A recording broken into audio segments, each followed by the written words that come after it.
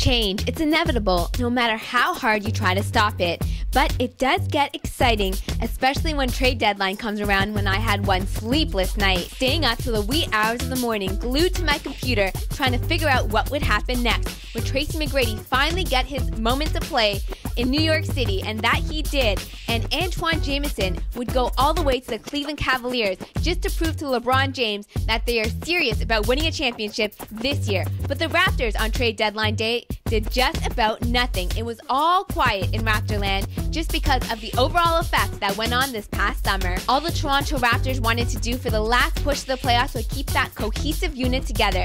Those cast of characters who went through a lot, with 9 new players in the lineup to begin the season, off to a sluggish start at 7-13, were able to get back on track since December the 4th and have not skipped a beat since.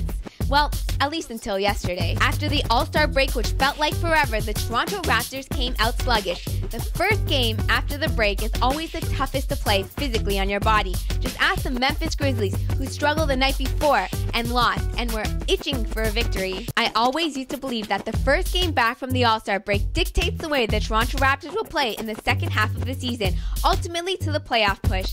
But let's hope that this one particular game will not stand in the way of their way to the playoffs. The Raptors rocked the ACC wearing those white and blue Huskies jerseys to commemorate where it all began back in 1946. Let's not forget, they do remain undefeated in those Huskies jerseys, well, up until what happened yesterday. But we did, however, get a chance to honor none other than Mighty Mouse, the 95-96 Toronto Raptors Rookie of the Year, Damon Stoudemire. Damon Stoudemire did admit how naive he was back then at the age of 24 and how a difference 34 makes, and how much he loved the city of Toronto. Rudy Gay and Marc Gasol, however, were not naive, as they wasted no time pouring in the points for the Memphis Grizzlies right from the opening tip. The Memphis Grizzlies had lost 5 in a row and were itching for a victory.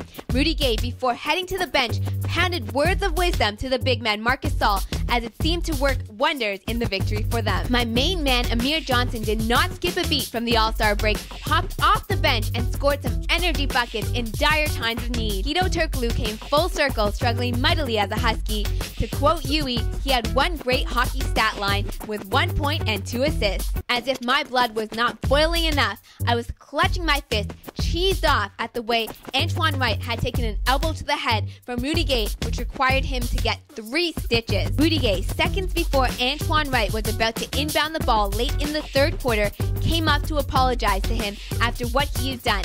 But that's what got me cheesed off the most, because you are rivals in the game right now. This is war. This is a battle. If you want to be friends and apologize, do it after the game. As the ACC was rocking, I sat at the edge of my seat, trying to play out various scenarios in my head of what would happen when the inbounds play for the Toronto Raptors. Of course, none other than the franchise got the ball, headed to the line, and the entire arena was chanting MVP, MVP, deservedly so. The franchise tried to rally his troops, and for that matter, the entire ACC arena, to get up off their feet and make some noise. You could see that emotion running wild through Chris Bosh's face. The Raptors tried to set a franchise mark for 9 straight victories at home, but it was a little bit too good to be true. Even though the boisterous referee, with his hand gestures and all, deemed it Raptor ball, it was a little bit too late. The Raptors could not execute when it counted the most, especially in the overtime period, when both Zach Randolph and Marc Gasol were in foul trouble, but they could not exploit either of them. It seems as though the more the Raptors changed, the more they stayed the same. But let's hope for a different outcome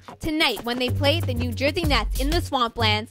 It's all about playing against that record of theirs. With no Chris Bosh in the lineup, this will be a critical game for the Toronto Raptors. I'm Pyle. Thanks again for joining me inside the Purple Room, and I will see you again next time.